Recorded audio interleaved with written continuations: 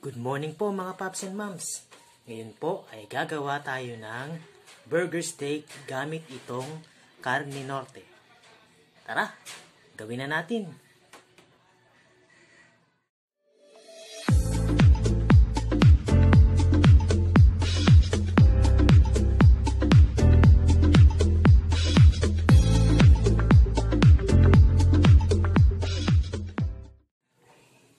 Ito na po ang ating Carne Norte. Hahaluan lang po natin siya ng flour para mag-form siya ng into burger steak. Yan po. Mimix lang po natin siya.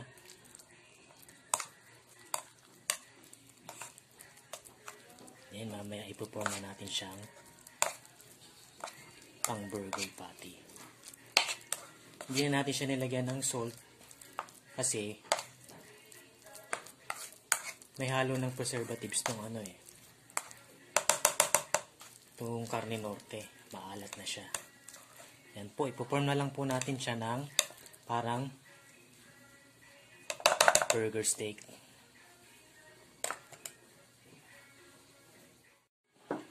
Yan po mga paps and moms, ipoform lang natin siya na parang patty. Ganyan lang po.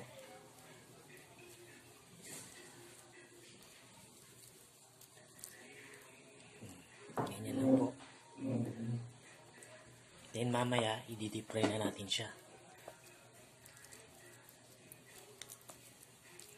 Yan po.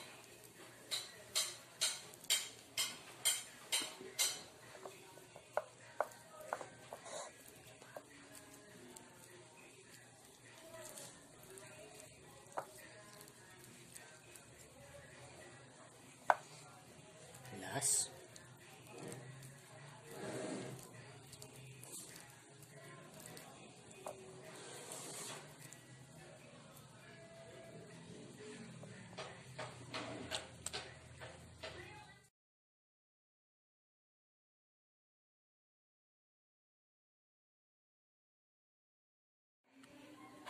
Painit muna po tayo ng mantika sa ating kawali bago natin iprito ang ating burger patty.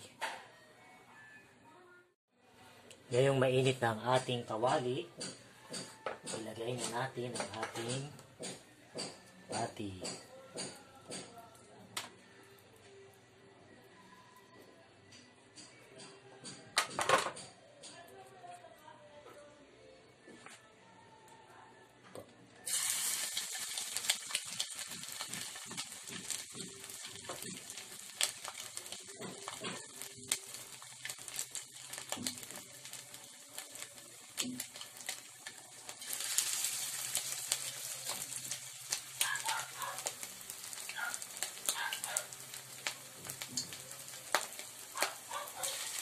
Antayin lang po natin siyang mag-golden brown bago natin hanguin.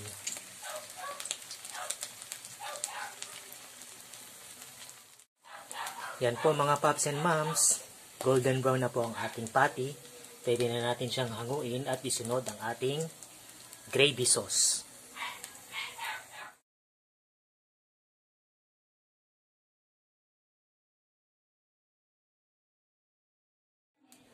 Sa paggawa naman ng gravy mga paps and moms, maglagay tayo ng butter or margarine.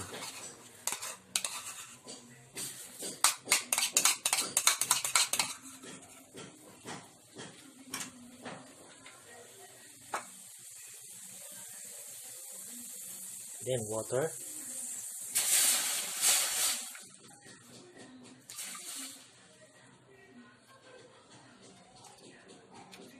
Broth cubes. Konti lang para hindi siya maalat.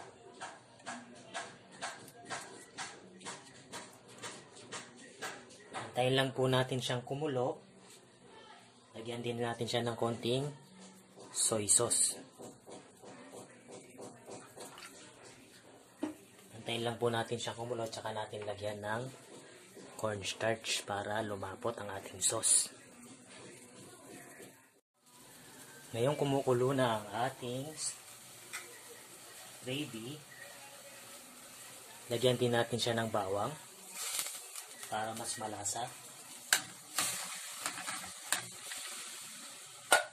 Yan ang ating cornstarch na may mix ng water. Haluin muna natin siya para hindi sumama yung buo-buo. Yan po.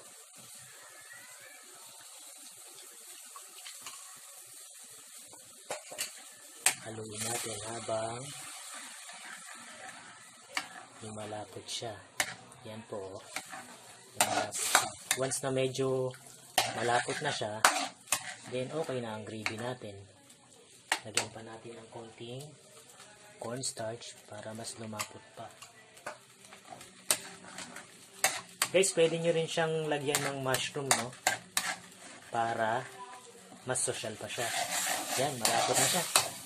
Ready na ang ating gravy. Ito na po ang ating gravy. So, pwede na natin siyang ihalo sa ating burger patty. Ito na po ang ating Carne Norte burger steak. Kain na tayo, guys!